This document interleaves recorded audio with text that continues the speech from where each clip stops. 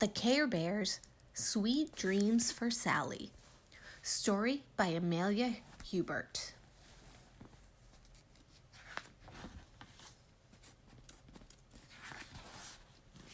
Sally lay in bed and looked at the dark. Sally didn't like it. In the dark, the curtains said, "Whisper, whisper." In the dark, the window shade said, "Rattle, rattle." In the dark, the clock said, "Tick-tock." Sally wondered if something was in her room making those sounds. She started to get a little bit scared. "I'm a big girl now," Sally said to herself. "I will not call my parents. I know that there is nothing to be frightened of. I will shut my eyes, count to 10, and go to sleep." Sally shut her eyes and counted to 10, but it was not easy to get to sleep. She twisted and turned all night long. Sally did not have a good night's sleep. The next morning, Sally felt grouchy when she got up. She was still tired and she did not feel like going to school. In the kitchen, Sally did not say thank you when her mother gave her some orange juice. "Well," said her father, "did you wake up on the wrong side of the bed this morning?" "I hardly even slept at all last night, so I don't feel like I woke up at all," said Sally in a cranky voice. "That's too bad," said her father. "I hope you'll sleep better tonight." That day in school, Sally was so sleepy that she got 5 wrong on her spelling test. She dropped turtle food all over the floor. And because she was feeling grumpy, she had a fight with her best friend Amy. "Sally, you are such a grouch today," Amy said. "I don't think I want to play with you after school." Sally walked home by herself. She felt tired, and now she felt sad and lonely too. When she reached the corner near her house, she heard a gruff voice say, "Hey there, Sally. I wish you were in a better mood. You're feeling so grouchy that you're making my tummy rumble." "What?" said Sally. She tried to find where the voice was coming from. She looked all around and saw no one.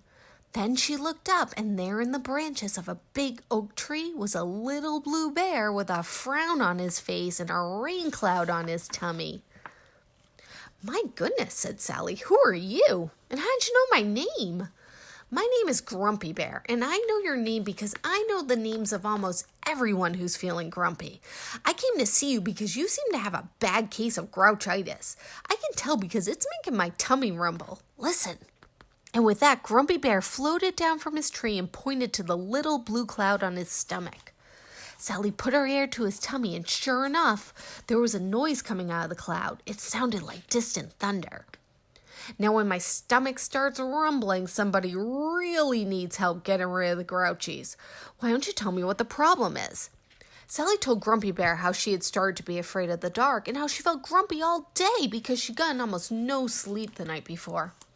"Oh, Grumpy Bear," she said, "I'm afraid the same thing will happen tonight. What if I can't get to sleep again?"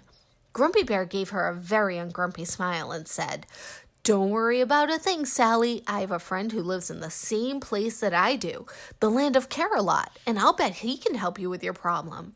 "Really?" asked Sally. "Really," said Grumpy Bear. "Now you just go home and be on the lookout for Bedtime Bear when you go to sleep tonight." Then Grumpy Bear sailed up into the branches of the tree and was gone. Sally felt better after talking to Grumpy Bear. She wondered if Bedtime Bear would really help her. That night, Sally's mother finished reading her a bedtime story. Then her mother switched off the light. She said, "Sweet dreams," and left. Sally was alone. She lay in the bed and looked at the dark. What was that white shape in the corner? Where was Bedtime Bear? Sally flipped on her light and called for her father and asked, "Can I have a drink of water?" "Of course you can," answered Sally's father, "but then you'll have to go to sleep."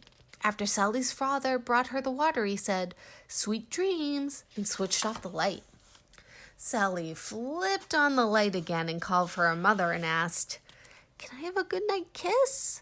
Sally's mother smiled. "Of course you can." She kissed Sally, then she said, "Sweet dreams," and switched off the light.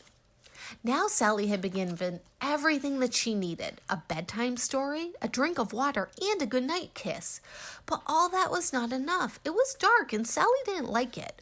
The dark wasn't cozy. It wasn't friendly. In the dark, Sally's pretty lamp didn't look so pretty. In the dark, Sally's wonderful doll didn't look so wonderful.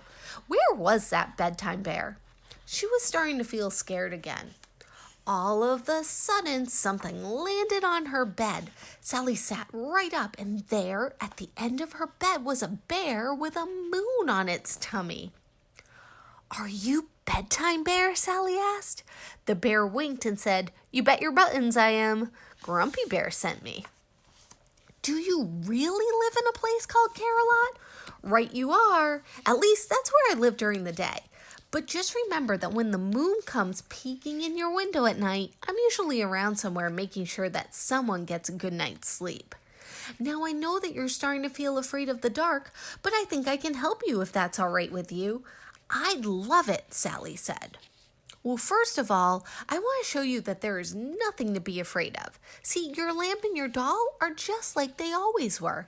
It's only that your eyes were playing tricks on you." "Now I see," said Sally. "All right then, lie down, close those pretty eyes, and I'll get to work." Sally turned her cheek into her pillow, scrunched her knees up into her chest, and Bedtime Bear sang her a lullaby. While he sang, Bedtime Bear was busy working. He stopped the window shades from making sharp rattly sounds. He stopped the curtains from making soft whispery sounds. He stopped the clock from making loud ticking sounds. And Sally fell asleep. The next day, Sally felt really good. At breakfast, she smiled at her father. In school, she spelled every word correctly, and she and Amy made up and were friends again. That night, when it was time for bed, Sally hopped right under the covers. She told her father that she did not need a drink of water. She told her mother that she did not need a bedtime story. "Just give me a good night kiss and switch off the light," she said. Sally was hoping she would see Bedtime Bear again. "Sweet dreams," said Sally's father. "Sweet dreams," said Sally's mother. Then they both left the room. While she waited for Bedtime Bear, Sally looked around her room. Tonight, her pretty lamp looked as pretty as it always did. Tonight, her wonderful doll looked as wonderful as it always did. Sally knew that she wasn't afraid of the dark anymore. Sally started to get sleepy. She tried to keep awake for Bedtime Bear, but her eyes gently closed. Later that night, Sally opened her eyes. Was she dreaming? There, standing on a beautiful cloud, each holding a twinkling star, were Grumpy and Bedtime Bear. They looked down at her. Sally smiled sleepily. Tuck me in tight," she murmured. And as she got comfortable, Sally closed her eyes and dreamed a special dream about the land of Carolot. The end.